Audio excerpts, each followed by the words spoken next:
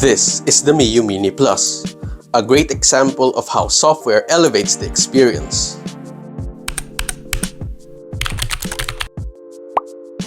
Going into another tour of the device, I really like looking at this one. I can't express it into words, but it feels both retro and modern at the same time. As such, we have to do a quick tour again. At the front, you have your face buttons here, menu key, D-pad, Start Select. The D-pad still feels a little stiff, doing diagonals may not be consistently doable. At the back, you have your inline shoulder buttons. On the side, you have your volume rocker. On the other, you have none. The top has the power button, and the bottom has your headphone jack, microSD card, and USB. I replaced this one with OnionOS on a 64GB SanDisk card.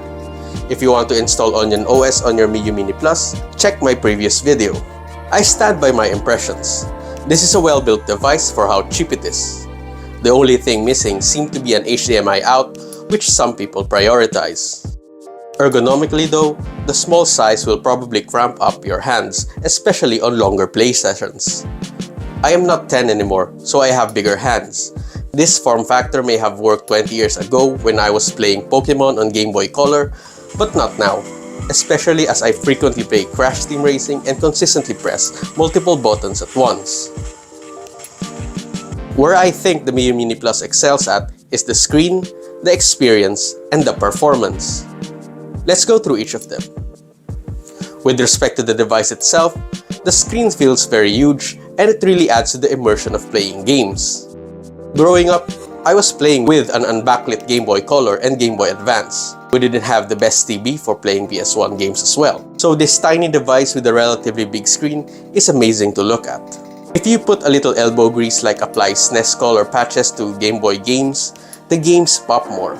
I don't particularly like comparing screens. I'm doing a direct comparison, but compare say to the X55, the smaller screen actually makes the game a little bit sharper. As mentioned on my impressions video, I did not like the stock OS, and I installed OnionOS after about a day. Installing was easy, but we have to remember, not everyone is tech savvy enough to do it. Once I installed OnionOS, the experience has been much simpler and smoother. When you turn on the device, you can start playing or get lost in the customization options, and there are a lot of it. Let's skip the Games app for now and go to settings first. I like the settings as it is as compact as it could be. Wi-Fi, brightness, language, sleep timer, that's basically it. Everything else is on the apps. For the performance, the Miyoo Mini Plus is best suited to play up to PlayStation 1 and it does. A couple of months ago, DraStic was released to the Miyoo Mini Plus, and I actually made a video about that one. Check that one out on how to install and some gameplay footage too for installation of DraStic on the Miyoo Mini Plus. The Nintendo DS is a novelty, but if you're itching to play some games, it's not unplayable, it's tolerable at best.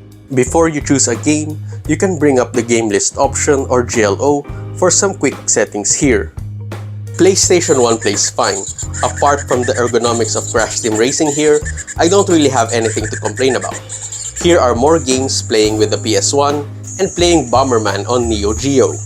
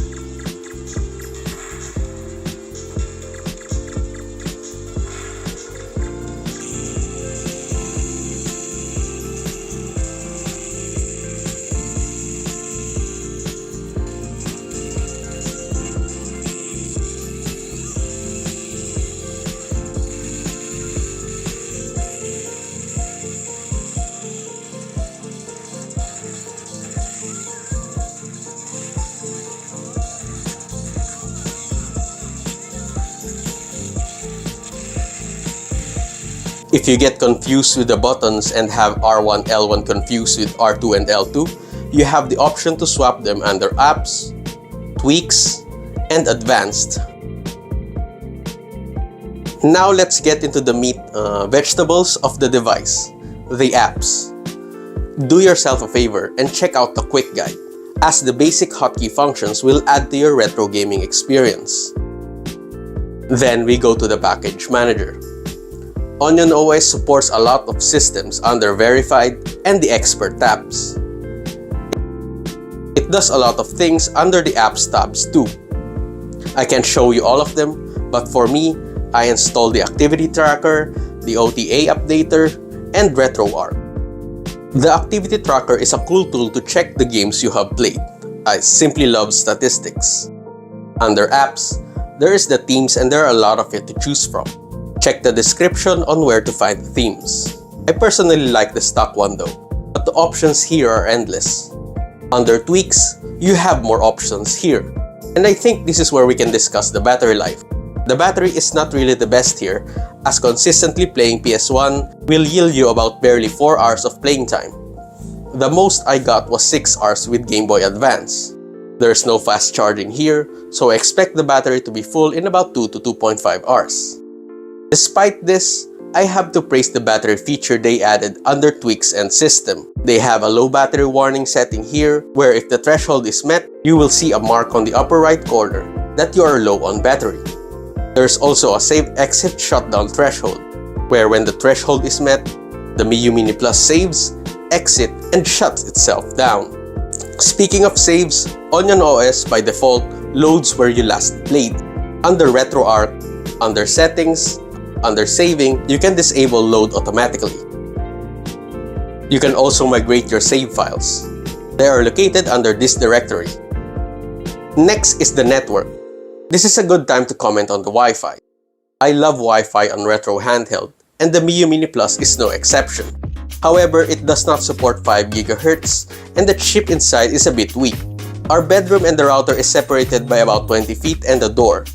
My other retro handhelds have no problem with this distance. But when playing with the Miyoo Mini Plus, I tend to miss out on some retro achievements, and this is kind of frustrating. Try catching Chansey 4 times on hardcore mode. Aside from that, you have your Wi-Fi goodies here like Samba, Image Scraper, Retro Achievements, FTP, and others. Buttons, shortcuts give you additional customization. Appearance give you more control on making the device feel more unique. And the Advanced houses one of my favorite toggles within the Miyoo Mini Plus. I've already mentioned this earlier, but the ability to swap L to L2 and R to R2 is amazing.